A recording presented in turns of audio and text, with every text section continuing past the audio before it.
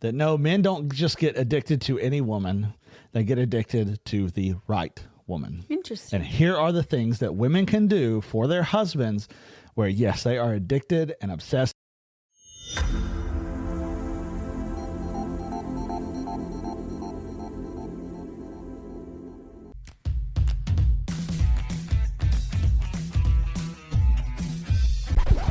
Here's a question for you. Is marriage overrated? Why aren't people getting married anymore? A new Pew Research poll found that 2 in 5 young adults think marriage is an outdated tradition. Marriage rates are at their lowest right now. Is marriage really even worth it? More than half of marriages end in divorce. If you get married, you have to be stuck with this person for the rest of your life, right? That's why you get married. So that's why it's declining. Why would you get married if you want to have just one partner when you can have multiple? Marriage is stupid.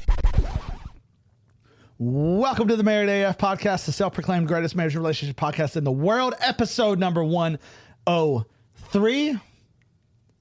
We're your hosts, Matthew and Monica Powers. I do my best to keep up with it. But before we even do anything, the Boston Red Sox are in the playoffs. They're the wild card team. I don't care if they're the second wild card, the third wild card. The Boston Red Sox have made the playoffs for the first time since 2021. Roman Anthony goes down. Who cares? They're in. Alex Bregman goes down in the middle of the season for a couple months. Who cares? They're in. Tristan Costas gone at the beginning of the year. Who cares? They're in. Abreu down for a month. Who cares? The Boston Red Sox are in the playoffs.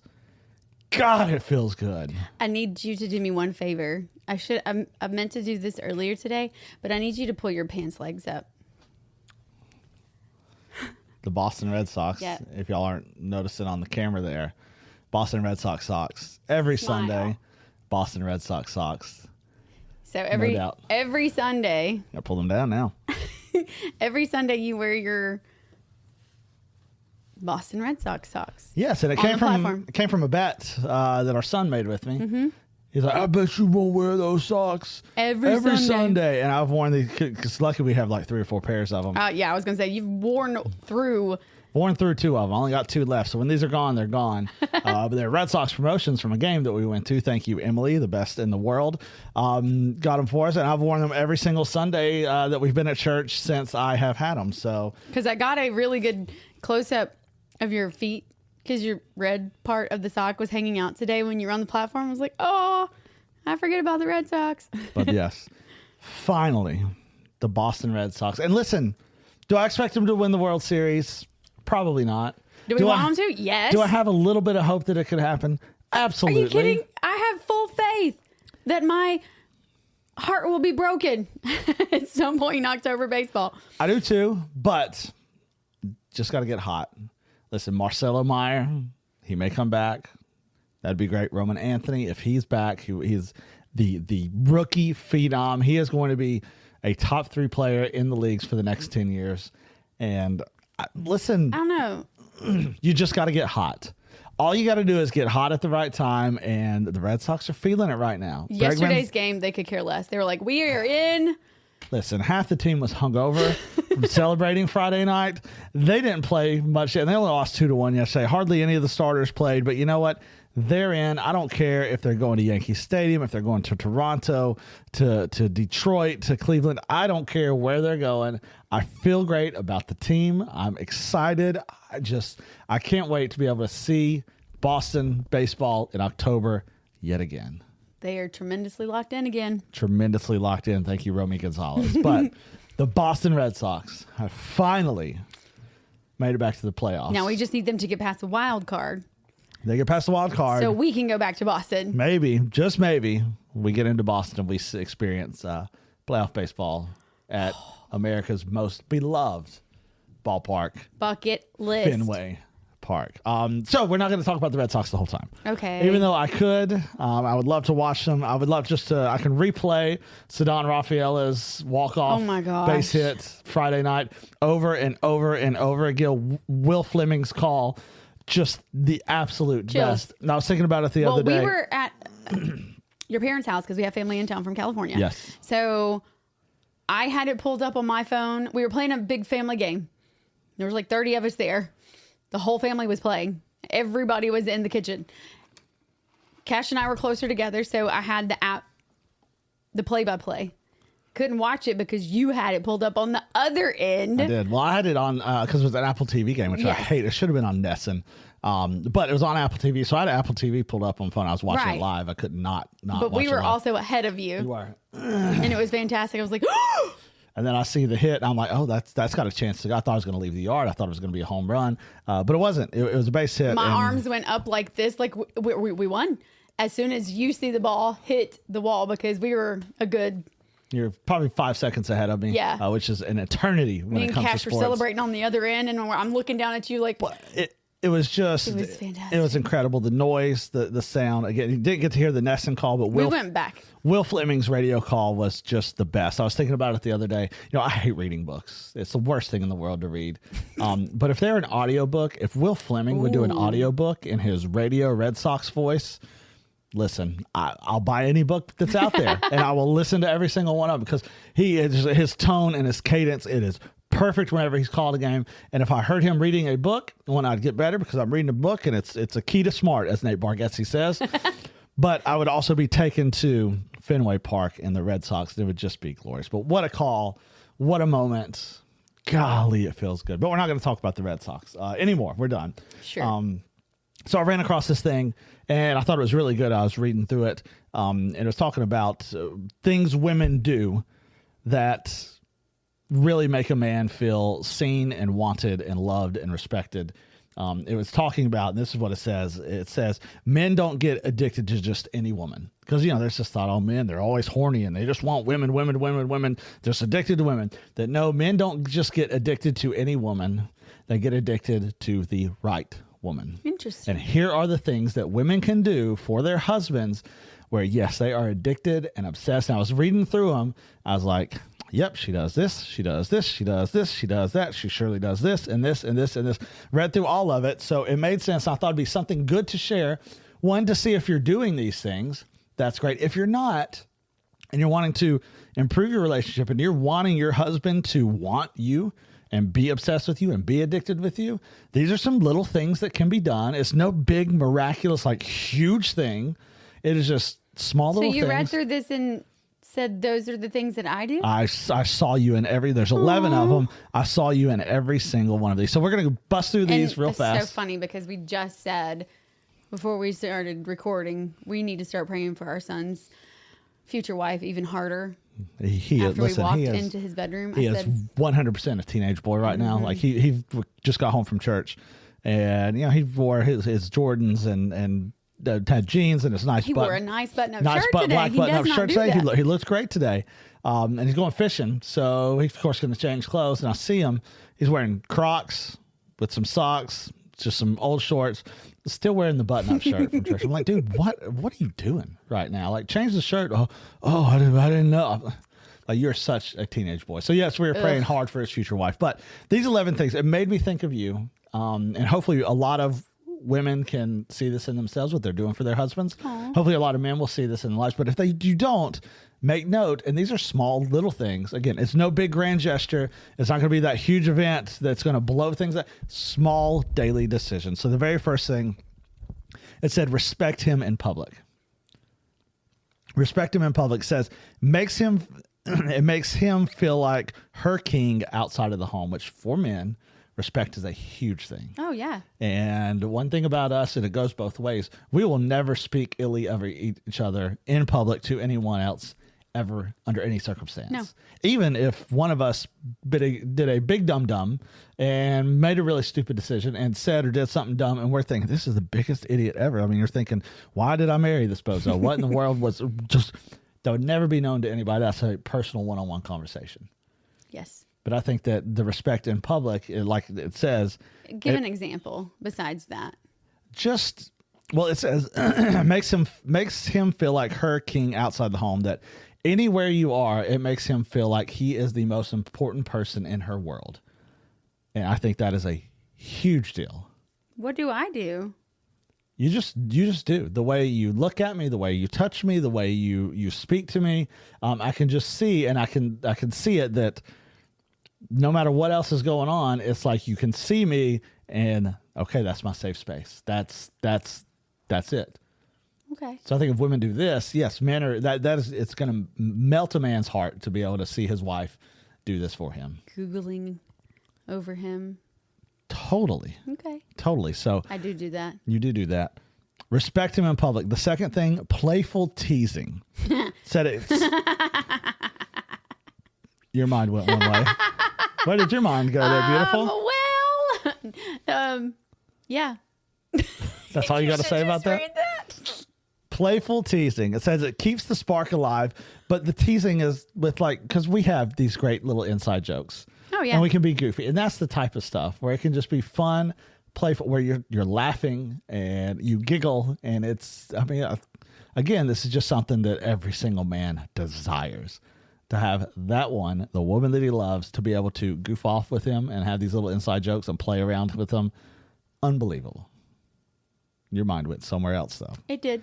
Great, because we'll get to that point, too, and you can really elaborate on that. The third thing, she takes care of herself.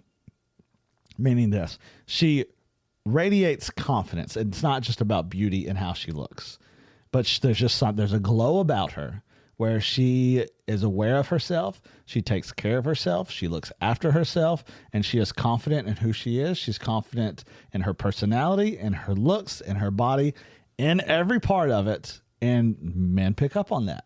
Husbands can pick up on that. And I totally agree with this. And I see this because I can't tell you how many times I've been told, I wish I had your confidence. And I've never understood what that meant. But I've also been told my confidence comes off as mean. And maybe it's the right woman that the guy has. I don't know any other guy that most men are intimidated by me. And I don't understand that either, because I'm a woman that will speak her mind, and we're not moving forward until this is taken care of.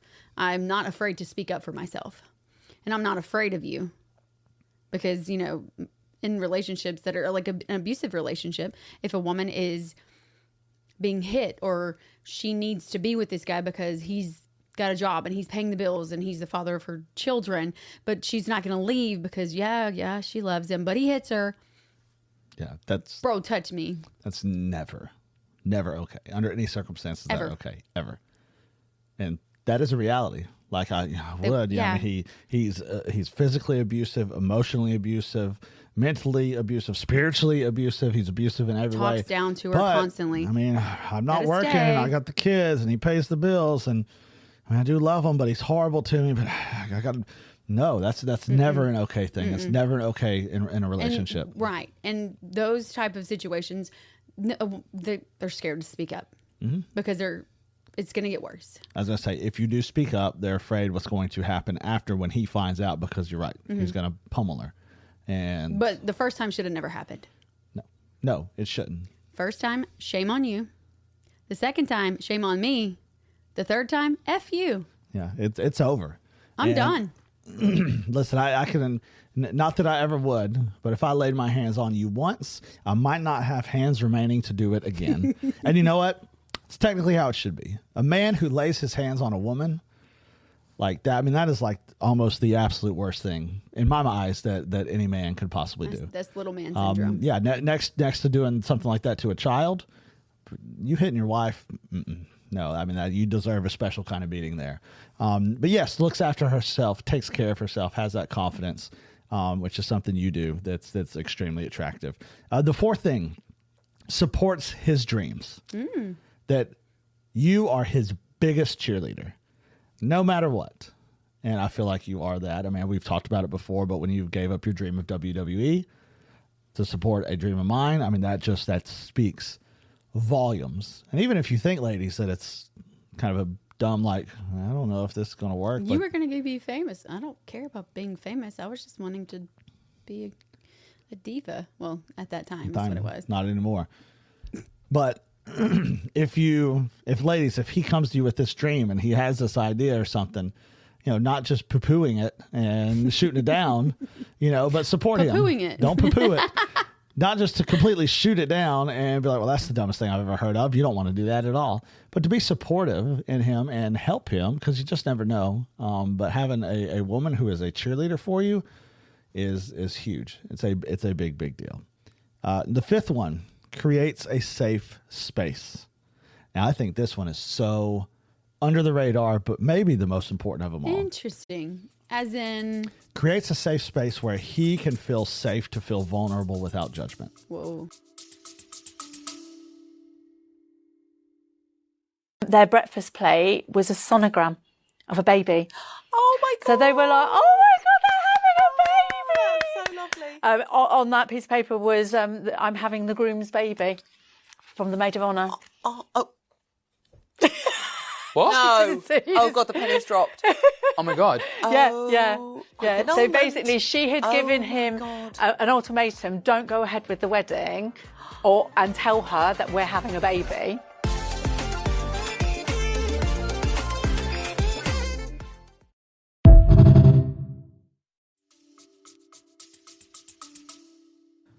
That's part of non-judgmental communication that we talk about. Where he can come to you and lay his heart out on the line completely and not have fear of she's going to throw this back on me at some point in time. So I'll tell you this, ladies, if a man pours his heart out to you and you at any time take a chance to use that against him, he will never, I mean, never open up to you ever again.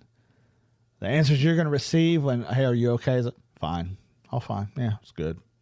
Be the only thing that you ever get forever and ever. If you were to say those things to me when I would ask you about maybe your day, or like if I were to ask you, because I always do, how's your day? But like on a Sunday, how was your day at church?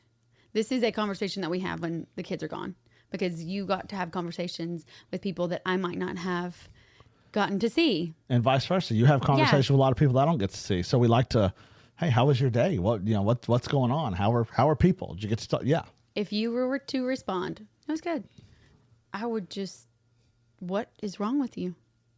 Are you okay? Do we need to talk? And what have I done? Because you do create a safe space, I don't have the need to feel like I just need to get out of this conversation. I'll just tell her everything's fine, even when it's not. Because whether it is fine or it's not fine, I can elaborate and open up and kind of tell you my experiences. And this is huge for a man to be able to do this. I so see that. Creating a safe space. Number 6, balances independence. In that, yes, she can be independent. She does have her life also. And he admires that she has her passions and her dreams and the things that she enjoys and the things that she wants in life and her goals in life, and something that he can help support. I agree with that. I think it's amazing that you have the things that you enjoy, and when you do have passions, and with coaching, and you're finishing school right now, that I can be there to support that and also watch you go along the path to be able to see how much you're growing. I think this is a huge Get a front deal. row seat. Get a front row seat to see that, yes, she is a strong and independent, and you know what, she could survive without me. So I better take care of her. Better take really, really good care of her. But that's also seen as a very sexy trait. Yeah, oh, totally. It most totally is. A man likes when a woman can take control. It really, really does. Number 7, brings peace at home. This is another huge one. Do explain. Where when he's at home, it is a place of peace. That it is not chaos. It's not hostile. And argumentative and inquisitive and doubting. That he can come home and just the feeling of peace overwhelms him when he comes home. It says less drama, more harmony. It's the last thing any man wants whenever he gets home is drama. Unless it's on a TV show. Unless it's on a TV show. That you're watching together. Yes, totally. And that's perfectly fine. I think that's A-okay.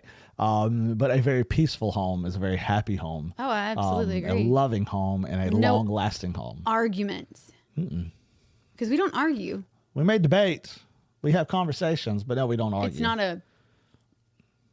I'm screaming at you or raising my voice, because I need to get my point across. And if I don't do this, you're not going to hear me or listen to me. We do that playfully. We do. And we had to stop with the kids. Because kids thought we were really arguing. But we are over the top sarcastic people. But when we do have those conversations, we're both on the side that there is no winner in this. If one of us wins, that means the other one loses, which means we both lose. And we understand that we're not trying to make a point. We would rather move forward and make a difference in this conversation for us together. That if one wins, no one wins. Yep. And the only winning is for us to go together. The next one shows appreciation. We'll say thank you to the little things. Mm-hmm. That can be such a huge thing. Just a simple thing. Like if I cook dinner, I mean, you'll always say, thank you, baby. That was great. Or, just putting this away, or, like this morning, I got a Diet Coke for you out of the refrigerator to go. And you didn't need one. You're like, oh, baby, I've already got one. I'm sorry, but thank you. That goes such a long way. I don't even know how to do that. Yeah, just those little things. It's just manners. Well, and it's just, it allows the man to be seen. Like, oh, she does see me. She does see those little things, that little effort that I'm trying to make. Kind of like here. A little word of affirmation. Just a little bit. And it's like, oh, that makes me feel good. I feel like I did something there. Okay. I feel better about that. The next one challenges him smartly. Ooh. We need to be challenged. As in? Will push to achieve something. It says pushes him to grow, not tear him down. Well, yeah. Listen, a lot of the times, and it goes both ways, people can be challenged, and it is to destroy them and tear them down. But you should want to see your spouse grow. Because if they're torn down, aren't you? Totally. I mean, you're not winning if that's the case. And I always think back to the communication small group many years ago. I didn't want to do that. I didn't want to be there at all. But I always say forced in a joking way, but you challenged me to do it. I forced you to marry me. Yeah. But it was just a challenge that was laid out. Like, no, we're going to do this. I see something in you that you don't see, but you're going to do this, and I'm going to do it with you. I'm going to be there with you while you do it. It's a huge deal because we can get complacent and lazy and stuck in our own stuff. And when we have someone pushing us and challenging us, it just makes us better in every possible way. Mm-hmm. Wouldn't you agree? Yeah. You wouldn't be Pastor Powers if I would you not. Never have gone to that small group. 2017, what? I most certainly would not. The second to last one, you choose him daily. Meaning? Your loyalty and your love are always obvious. Oh. You're choosing him daily. Yeah. Why wouldn't you? Well, I think a lot of people... They would rather have the cute guy that's talking to them at work? Maybe, or we're married, but that's why he's still here. That's why we're still together, because we're married, and I don't want to do the opposite.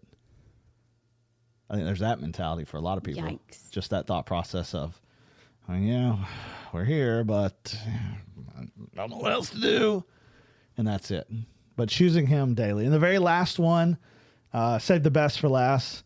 Keeps intimacy alive. And this kind of goes along with the playful teasing, but keep intimacy alive. Little touches, little kisses, closeness matters. I feel like I'm always kissing you. Mm-hmm. I want to. I jokingly tell you all the time, you haven't kissed me enough today. You do. I do that all the time. Every time. It is. Every time if we're just sitting on the couch. And we get up. Whoever gets up always asks, do you need anything? No, but you haven't kissed me enough today. You can't go past me until you kiss me. Mm-hmm. I'm like, okay. Every time. I mean, it's always a win. But even at church, every time you pass me at church. Mm-hmm. I do. I have to. I love you so much. I know. I love you too. But some people aren't that, they don't like the touchy-feely, or they don't want to know PDA kind of thing. No, and I don't necessarily see that as PDA. I mean, it'd be different if we're jamming each other's tongues down in each other's throat. That's not going to happen in public setting at all, but it's again, acknowledging, and this does help keep intimacy alive. And Not a physical little tap on the booty when you walk by. Yes, physical intimacy is very important for men. It is one of our basic needs. And when a woman initiates it and a woman is the one who is seeking it, there's nothing hotter. I'm just going to be honest. I mean, there's nothing better than when you're seeking me out and you're desiring me and you're showing that I'm wanted. Nothing in the world is better than that. So yeah, those little things, those little butt taps. Tap your butt. We talked about this the other day. I don't know how many times I've done it in our life. Probably at least 100,000 times. That might be lowballing it. And maybe, but you return the favor too when I walk by. Oh, and if you don't get a good one, it's like get your tail back here. you Let me better fix that. do that over. Or if you get a handful of phone and you didn't even know the phone was in the pocket. That'll hurt your hand. If you go in there really, really hot, it'll hurt just a little bit. But those little things, the touching, the holding hands, the playing footsie with each other, those little things matter so much. And to be playful with it and to whisper those little things in each other's ear, that's great. It's amazing what that can do. And these things I see where your eyebrows went. What? What is that all about? I was just thinking what had happened at Costco yesterday. That's right. At Costco, you made some sort. I was like, what is it? I was just laughing about something, and just because I was like, yeah, like it was a laugh, it was a giggle. It was. And you just, it was a very I guess flirty it was giggle. You heard the giggle and you stopped and said, "Woman, what you thinking about?" And I said, "I can't tell you right now." And you said. You got real close to me, put your arm around me, and said, "I'm not leaving until you whisper it in my ear." And you did. And I had to not laugh because I felt like so many people were watching me at that moment because we were just hugged up. I was like, okay, I'm really going to say this. And I whispered it, and you were like, yeah. Yep. And those little things are like, oh, yeah. Like, oh, like you walked a little bit more confident pushing just that a little little bit. cart at Costco. You stand a little bit taller whenever that happens. Absolutely. But those things are so incredibly important to just have that closeness and that intimacy. So, I mean, those are things that I think are so important to do. So respect them in public, playful teasing. I think there's a 12. What's the 12th? Telling him you love him. Not love you. I love you. Looking him in the eye, telling him and meaning it. Not when you hang up, okay, love you, bye. Yeah. And it's like, hey, I love you. It goes a long way. Mm-hmm. I agree. So there's number 12. So say you love you. Say I love you. Mean it. Look at his eyes when you do it. But respect him in public. Playful teasing. When she looks after herself, when she supports his dreams, creates a safe space, balances independence, brings peace at home, shows appreciation, challenges him smartly, chooses him daily, and keeps the intimacy alive. And not saying this is, you better do every single one of these every single day or else he's going to leave you for it. You do one or two of these a day. Just little things. You want to be a woman who he is obsessed with and he is addicted to, and where you are the only thing in his eyes, the only thing that he desires. Do just one or two of these every single day and watch the change that happens over 3, 6 months, a year. You'll be the most close couple you could ever possibly imagine. Little tweaks lead to high peaks. Absolutely. You got any final thoughts before we get out of here? Red Sox are going to the playoffs. Let's go Red Sox. Woo! All right, let's get out of here. God, we love you. We are so thankful for what you do. We're thankful for this platform. We're thankful for our relationship and bringing us together, God. Never in a million years did we think we'd do anything like this, and we're just thankful that you have given us the opportunity. I want you to know that it all belongs to you. We pray over every single person who listens to this, every couple who listens to this, God, that they'll just be close. They'll be close to you, but they'll be close to each other. And that these little things we talked about today, yeah, they may seem silly or playful even at times, but these little things are so important. And God, just put it in people's hearts, put it in their minds, let it be at the front of their mind to know that these little things can lead to a marriage that was created by you, designed by you, and better than they could even ever possibly imagine because it's designed by you, and we are thankful for it. Marriage is such a great gift. Thank you, thank you, thank you. You get all the glory for it. In Jesus' name, amen. Amen. That's good. Play ball. You almost didn't say play ball.